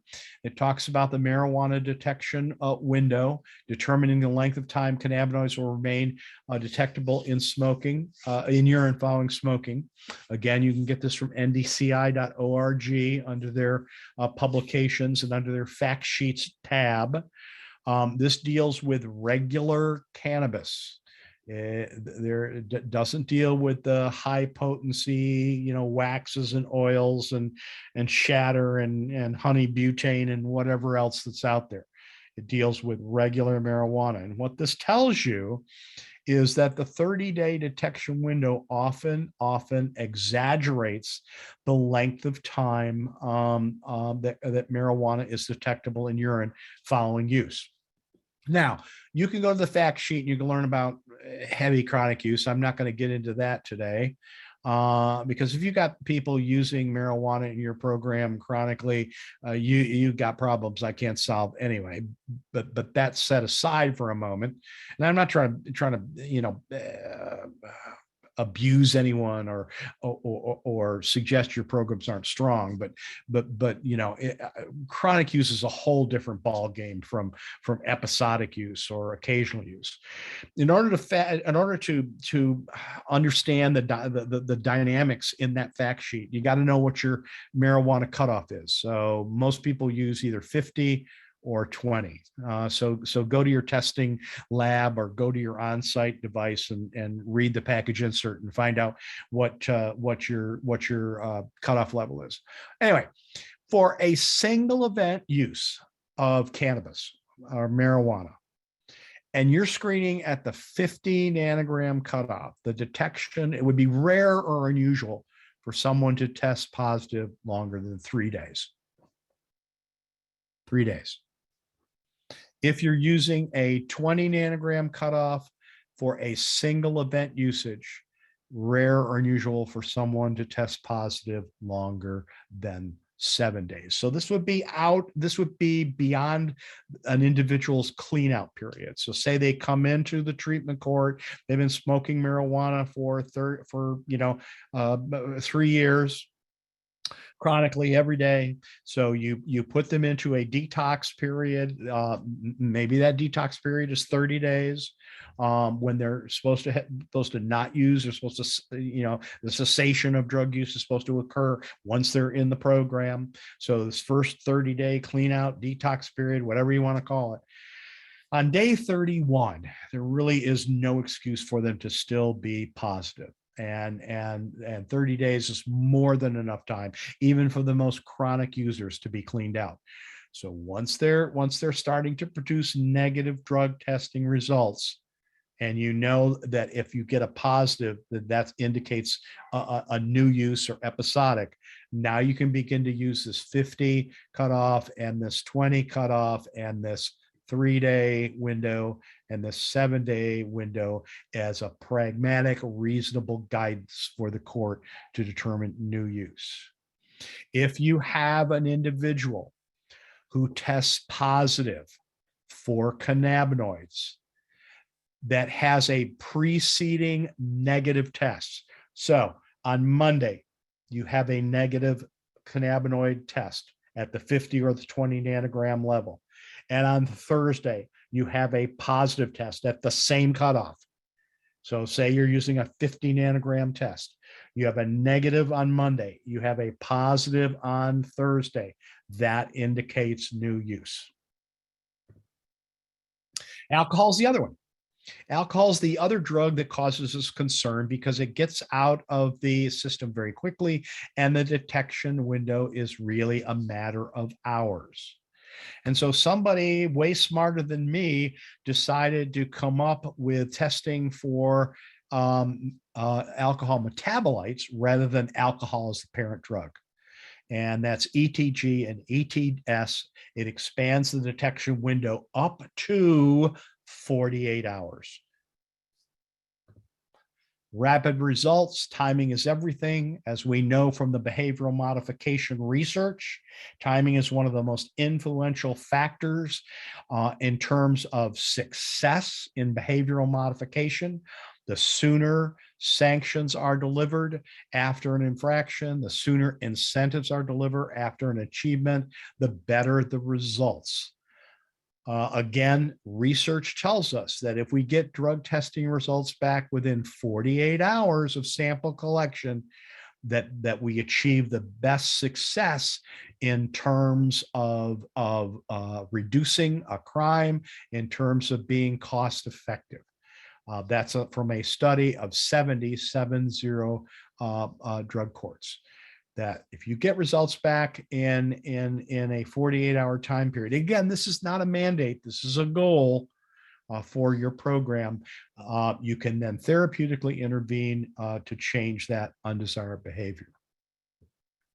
Participant contract is a section I of best practices.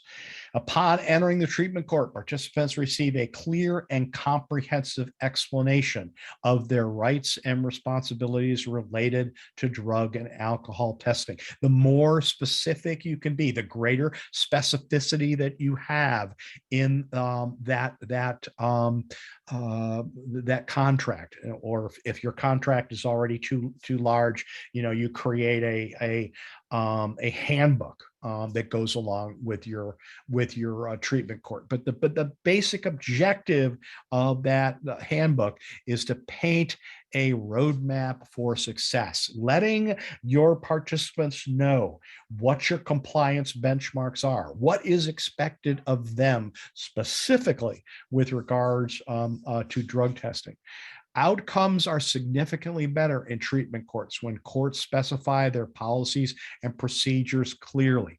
This is a best practice. But even more important than that, participants are significantly more likely to react favorably to an adverse judgment once they know how that judgment is being made. So specifically for drug testing, you want to explain in detail what the procedures and the consequences, procedures for drug testing and the consequences for failure are.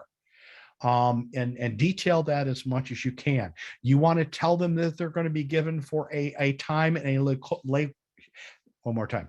You want to give them a location and a time as to when they need to appear for the collection. Tell them that's what they're going to be given, whether it's they call in for a color code or whatever mechanism you're using to alert them that they have to go and take a drug test. And it's their responsibility to be at the collection site or to be at where the patch is going to be applied or where the hair test is going to be taken at the time and location that's been prescribed, and that there are ramifications if they fail to be there on time. If they are late for a test or miss a test, there are going to be ramifications. If they fail to produce a urine sample or the sample is of insufficient quantity, there are consequences, but you're telling them ahead of time that this is what happens. If they produce a dilute sample, there are going to be consequences. If they attempt to substitute or adulterate the sample, urine or otherwise, lay out specifically what's expected of it and what the consequences may be if they fail to comply. Other issues not covered by best practice standard, ETG and ETS, I mentioned earlier. There are lots of advantages of ETG and ETS. It's a unique biological marker. It's a direct marker of recent use. It has a longer detection window, as you can see on this slide. When you test alcohol in blood or saliva or breath or urine, you sort of run up against the detection window that's sort of, maybe in the 10 to 12 hour range. Look what happens when you test for ETG or ETS. Essentially, you quadruple the detection window. ETG, ETS are stable and stored specimens, not formed by fermentation, not usually detected in abstinent subjects. It's perfect. It's a perfect test. No test is perfect. The most significant concern about using the ETG and ETS test is that alcohol is ubiquitous in our environment. It's everywhere. It's in lots of things. It's in OTC medications like Vicks and NyQuil. It's in mouthwashes. It's in lots of herbal and homeopathic medication. Foods cooked with alcohol may have alcohol residual. Non-alcoholic beers. Guess what? Non-alcoholic beers have alcohol in them because it's less than 1%. It doesn't have to be listed on the label. And so participants who are in a program that monitors for alcohol usage should not be drinking near beer and near wine because it does contain alcohol. Hand sanitizers. Hand sanitizers are 60 to 70% ethyl alcohol. That's the bacteria side. That's the agent that kills the germs in the hand sanitizers. And so what NDCI, and I mentioned this earlier, what NDCI and NADCP have done, and I think National Council has also followed these recommendations, is that we use consensus cutoffs. We don't test to as low as we can go. We developed a consensus cutoff that ETG, the consensus cutoff is 500 nanograms per mil, and ETS 100 nanograms per mil. And what this does is it still gives us that 48-hour window in terms of detection, but it eliminates nearly all of the possible casual environmental occupational exposures to ethyl alcohol and separates innocent positives that came not from violation of a court prohibition against the consumption of alcohol, and hopefully eliminates all of those and only targets and identifies those individuals who have consciously consumed alcoholic beverage in violation of a prohibition. As you can see in this SAMHSA study, the only alcohol biomarker that was acceptable for abstinence monitoring is in fact ETG and ETS. Okay, so let's finish up with specimen tampering. We've already talked about dilutions a lot, so let's talk about adulteration and substitution. Adulteration is not anything you're eating or drinking. right? It's something you're adding to the urine post-collection to either change the drug that's in that sample to make it undetectable, or to render that sample, let's say urine, so that it's not detectable. Generally speaking, witness collections should, in fact, eliminate, 90 some percent of people who are trying to put chemicals into that urine post collection. Now, should I test for adulterants in every sample? Not necessarily. Yes, we want to test for creatinine in every sample, but in terms of adulterants, tampering chemicals, if the collection is suspicious, if the sample has unusual physical characteristics, or if you have a client who continues to produce negative results, and yet all of their life signs suggest that they've relapsed, that might be a sample that you would test for adulterants. Substitution is where someone is bringing a sample from the outside into the collection site, urine substitution, and placing that sample into the collection cup in place of their own urine sample. So there's two approaches. One is a biological substitution, right? So this would be, it's a real urine sample, it's just not the donors, right? So they collect a sample, let's say from a small child, and somehow they find a way to get it into the sample cup, and they're hoping it's a clean sample, which will obviously, not demonstrate that they may be using some prohibited drug covertly. Then there's the non-biological substitution, and this really is a lookalike, right? So it's not urine. We're water with yellow food coloring. The apple products are big: apple cider, apple juice. I talked about Mountain Dew earlier, and so they're bringing that into the collection site, and substituting it into the cup for their own urine sample. So two ways to identify. If you do temperature monitoring, you almost eliminate substitution, because it is very difficult for people to bring something in from the outside into the collection site that's going to achieve a physiological temperature once it's in the cup.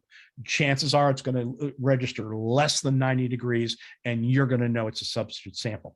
The other thing is, if you're doing your creatinine measurements, none of these non-biological substitutions have creatinine in them. Water with yellow food coloring, Mountain Dew, apple juice, whatever. They will produce a creatinine that is 0. Controlling specimen tampering, testing should be unannounced. Testing should be random. Direct observation. Training your staff to make sure that the physical characteristics of the sample are consistent with human urine. Taking your temperature measurements. All of those things can help you control specimen tampering. My final slide is to remind everybody that drug testing is one abstinence monitoring strategy, but it is only one assessment tool of a juvenile's compliance with the overall program. One of my concerns about drug testing is that some programs become very myopic about drug testing, and all of the rewards and all of the ramifications or sanctions are driven by drug testing. And what I would advise you is to assess all of the behavioral data. We know that drug testing is our one objective measure. We understand that. But to consider all the behavioral data, to let treatment drive the bus here in terms of how we approach somebody with trauma, how we approach denial of continued drug use, or tampering with a sample, and consider the therapeutic ramifications of the results, and adjudicate to support recovery. I'm not a big fan of turnkey responses. And what I mean by that is, if someone is found to have taken cocaine, here's the court response. And it doesn't matter who the individual is taking the cocaine or smoking the marijuana, this is always our response. Therapeutic responses to undesired behavior should be fact-based, case-specific, and driven by what treatment feels is best for addressing and counteracting that undesired behavior. And so don't use turnkey responses. This behavior is going to produce this response by the court. Make those individualized and case specific. With some fear, I give you my email address. Even though National Council has been gracious enough to give me this 2-hour time slot, I know that some of you will go away and not have had the opportunity to ask questions. So there is, I will leave that up on the screen. So Jessica, we can go ahead and ask some questions that have come from the individuals who have joined us today, and we'll go from there. Perfect. Thank you so much, Paul. That was a lot of information to cover, and I really, really appreciate you being gracious enough to join us to do so. All right, so I'm going to read the questions exactly as they appear. And so if we need clarifications, we'll ask folks to add clarification as we go. Sounds great. Right, so my first question, if negative UA results are not as reliable as we might have previously thought, would you recommend using a specific or a specified period of continued negative UAs as a criteria for phase advancement or graduation? Certainly, I think that given that and that's a great question. Given that urine or that drug testing is our one objective measure, I think in terms of compliance, certainly it is one of the criteria that would be used for phase advancement. I don't think it should be the only criteria, but it certainly should be one criteria. And I didn't want anyone to go away with the fact that negative urine tests are necessarily inaccurate or unreliable. What I wanted to stress was that if you're receiving negative drug tests, but that the compliance of the individual in your program is not appropriate, if their behavior is not appropriate, if some of the signs you're getting from parents or teachers or law enforcement suggest that this individual has not reached a status where recovery is obvious, then you need to investigate why it is that your drug testing may not be giving you the best picture of someone's abstinence. And so again, drug testing is a tool that can be used with lots of other tools to assess not only abstinence, but certainly overall compliance. Thank you, Paul. Yeah, I thought that was, I didn't think you had said that it wasn't a reliable indicator, and I like that you clarified that. I appreciate it. And we do hope in the next year or so to have some guidelines for juvenile drug treatment courts around kind of the number or the length of sort of sobriety before phase advancement or before graduation. We don't have a lot of literature in juvenile to kind of give us that really concrete measures that we can have with adults. And so we do want to give folks more guidance on that. So we're working on it. All right, next question. Recently had a juvenile in possession of Certogel, a gelatin like additive for cooking. And he alleged that drinking this could mask UA. The questioner looked online and saw mixed results from drug users. Any idea if this is a legitimate masking tool? So anyone who does, I love this question because in my Mythbusters presentation, I addressed this specifically, and I have a very long answer, but I'll give you the Reader's Digest version, and that is that any of you who do any kind of canning and that make jellies and jams, you know what Certo is. It's pectin, and pectin is an enzyme that when activated allows cell walls to combine combine and make a substance viscous or jelly-like. Okay, that's what pectin does. But in order to activate pectin, you need increased heat, and your body doesn't have sufficient heat to activate pectin.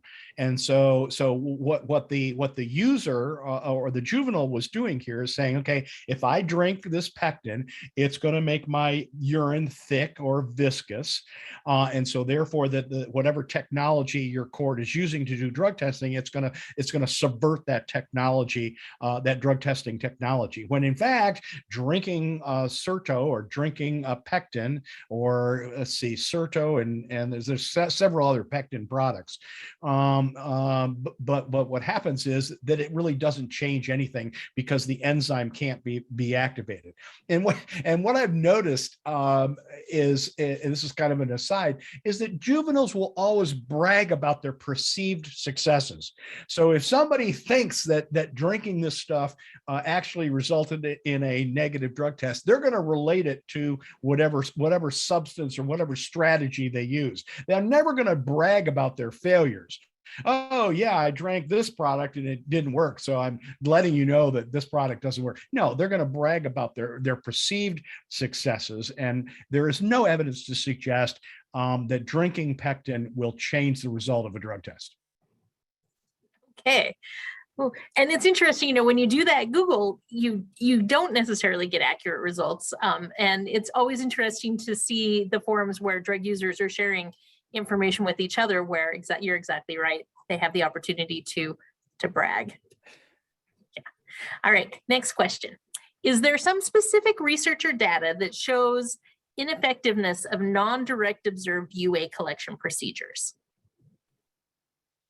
Well, that's an interesting question, because it's sort of the reverse corollary of research that demonstrates that observed collections are important, and so I can't point to any specific research that says, hey, if we don't observe collections, we're not going to get accurate results, other than there are some studies out there that look at self-reporting versus observed collections. And what we find is that the results of self-reporting drug use tend to fall way off from the same individuals who are then drug tested under observed collections. So that's sort of an answer to your question. But if we understand the disease of substance abuse or of SUD, and we understand that denial is a huge component. I mean, these individuals who are now in our programs have essentially had to lie to everyone. They've had to lie to, if they're employed, to their bosses. They've had to lie to their parents. They've had to lie to school. And so lying is a learned component of substance abuse and addiction. And so understanding that as a component of SUD, understanding that as a component of addiction, they are going to make every attempt possible to try and beat the court's monitoring efforts, whether that's urine or some other specimen. So I mean, while I can't point to the research, if that attendee wants to send me an email, I can probably lead them to some research that would support observed collections versus non-observed collections. Perfect. Okay, Brent, go ahead and send Paul an email. All right, our next question. If a participant is testing positive for THC at a similar level over the course of several screens, can the THC or creatinine ratio be used to indicate increase or decrease in the use? So when I talked about urine concentrations and I talked about not using them, I didn't say this out loud, but specifically I'm excluding the creatinine normalized THC ratio. Now, I'm not a proponent or an opponent of that approach. I know some courts that use the creatinine THC ratio very effectively and like it. I know some courts that have used it and have abandoned it because because they don't want to have anything to do with math and legal admissibility seem to be an anathema to some people, and so they just don't use it at all. The guidelines that are currently available through the treatment court community are that if the normalized creatinine THC ratio increases by 1.5 times or 50%, whichever number you want to use, that's indicative of new use. So if you want to go that route and you want to compare, let's say a result that occurred on a Thursday with a positive result that occurred on a Monday, and the increase of the THC creatinine ratio increased 1.5 times between the Monday and the Thursday, and you want to certify that as new use, I have absolutely no problem with that. If you want more information, email me. I can send you a document that I wrote 2 decades ago on how to use that THC creatinine ratio to differentiate new use from continued elimination. All right, so people who are interested in doing some math, please email Paul. We do have one final question. I will let people know, though, we're right here at the end of our time. Paul has graciously agreed to stay after and answer any final questions. So Malika, I'm going to ask you to put our evaluation into the chat. And if folks, when you click the leave button, you will get our evaluation will pop up as well. If you're interested in getting continued education credits, you will get, again, a follow-up email at the end of this webinar. You can request continuing education credits at that time. All right. Now, that being said, Paul, I'm going back to our final question, and I see there might be some new ones coming in. So what about the new research showing dark hair is less likely to produce a false negative test and the racial bias implications? Okay, if I understand that correctly, actually, well, there's two issues here. Okay. The research tells us that the darker the hair, the greater the amount of drug incorporated into that hair shaft. Okay, so is that the opposite of what this question said? I just want to make sure. Well, it said that, let me go back to it. I moved away. So it's less likely to produce a false negative because I think it's saying the exact same thing, that because there's more drug evidence or absorbed in dark hair. All right. So black hair incorporates more drug than brown hair, incorporates more drug than blonde hair, incorporates than white hair. Okay, so white hair on one side of the spectrum, dark hair or black hair on the other side of the spectrum. It's increasing drug incorporation. Black hair incorporates more drug in research, both in animals and humans, than let's say blonde hair. Okay, that's what the research tells us. But when you move that research into the real world, okay, in practical examples, what we have found, there was a study that was done last year. It was done by the trucking industry.